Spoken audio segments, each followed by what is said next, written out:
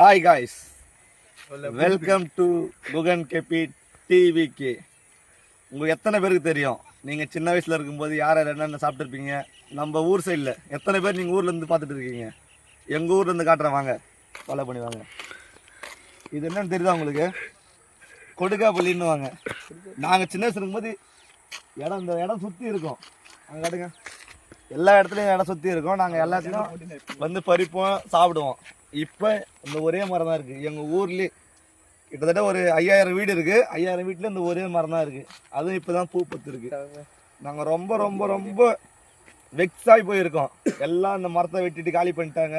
இப்போ எங்களுக்கு வந்து கொடுக்காப்புளி இல்லை, நுங்கு சாப்பிடலான்னு பார்த்தா நுங்கு சீசன் இது, சித்திரை மாதம். ஆனால் நுங்கே இல்லை எங்களுக்கு. எங்கள் ஊரில் ஃபுல்லாக இந்த ரோட் நெருக்க நுங்கு மரமாக இருக்கும். நுங்கு மரமே இல்லை. சுற்றி ரோடு ஆக்கி விட்டாங்க. எல்லாம் லேண்டு பரிமாற்றம் பண்ணிட்டாங்க.